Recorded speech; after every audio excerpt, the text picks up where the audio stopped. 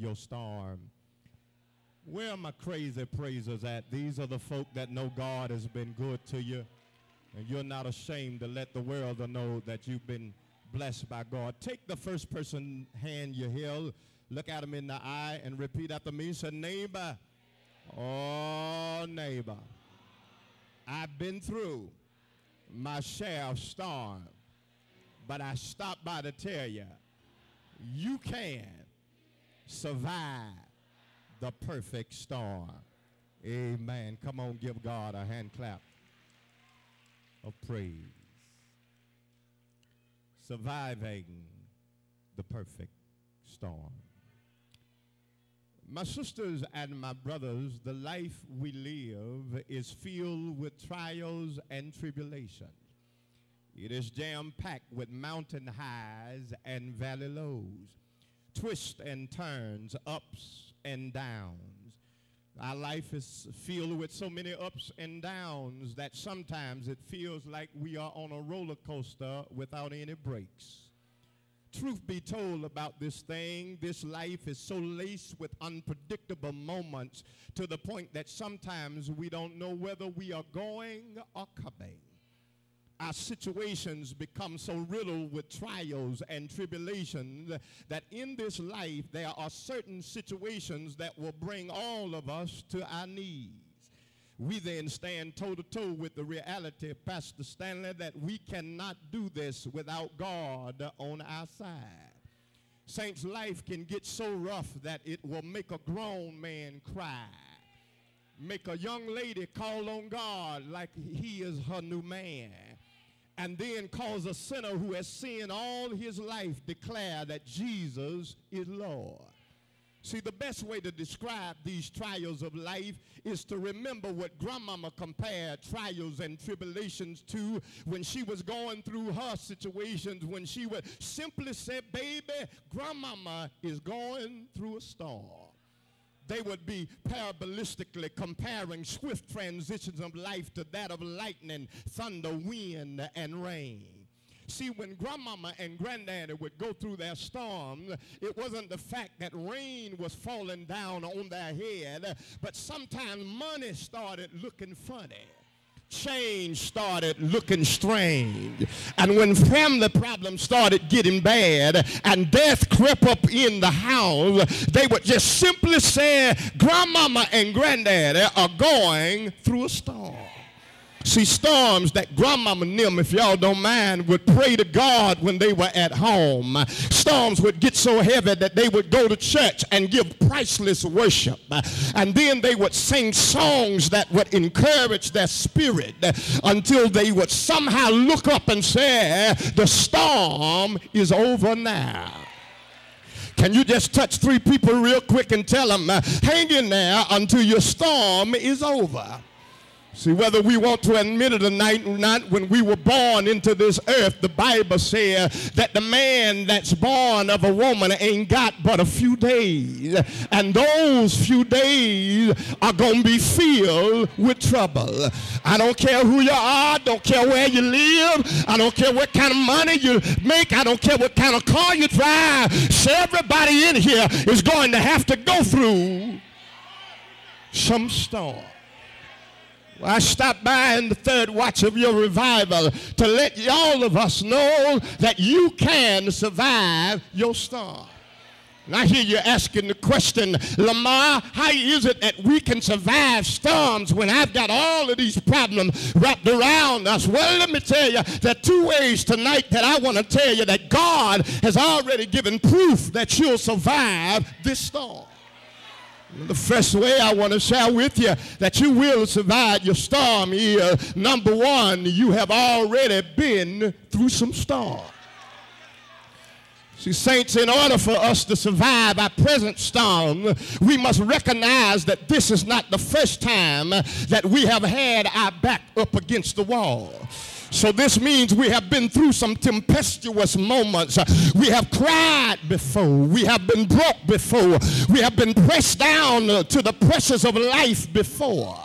Because we have been through some things already, we have some valuable experience that nobody can take away from us. This experience of being under pressure does great things for us. See, when you've been through previous storms, Brother Deacons, it gives you the opportunity to look over your shoulder and say, look where God brought me from. If I made it through this, I know God can bring me through that. I mean, if God let me go through that, can I preach like I want to?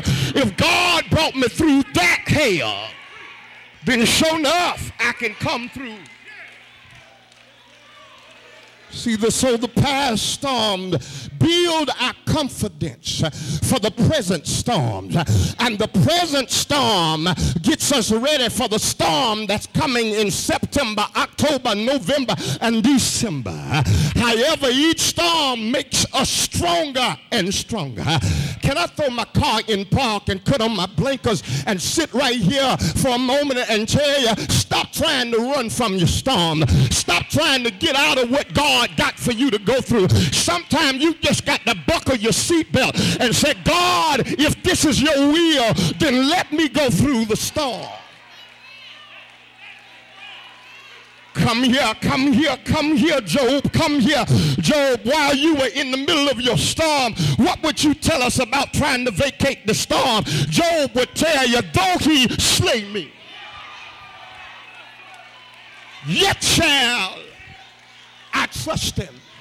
But all my appointed time, you got to learn how to wait until your change comes. Oh, my sisters and brothers, when we look at this thing, we got to recognize that each storm makes us stronger, so that by the time that major storm comes up against us, we would have been through so many storms that we'll look at the major storm and laugh because God has lifted us up to another level. And I hear the pessimistic in here saying that when you're in a storm, you're just in a storm. But I want to tell you that the Bible says that God will raise up a standard against your enemies. He'll make your enemies become your footstool. And when the enemy come in to tear you down, yea, though you walk through the valley of the shadows of death, he says, I'll fear no evil.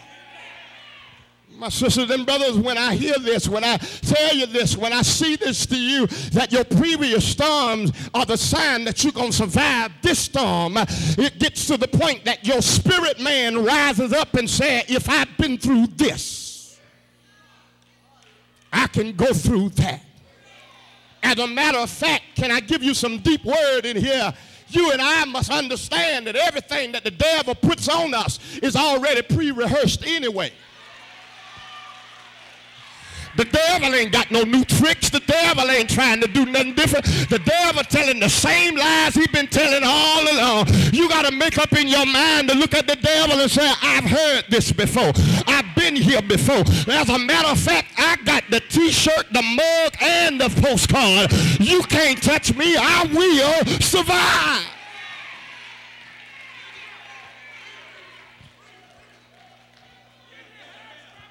See, the get up and go in us. Start pressing toward the mark of the high calling of Jesus Christ. So because we have been through previous things, we look at the storm in front of us and declare, if I came out of that, I can come out of this.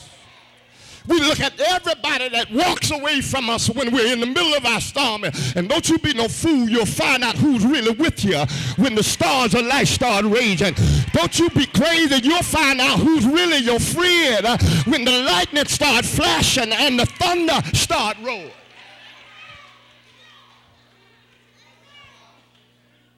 See, when folks start walking out from you in the middle of new storms, you'll look at your past storm and say, you know what? If God be for me,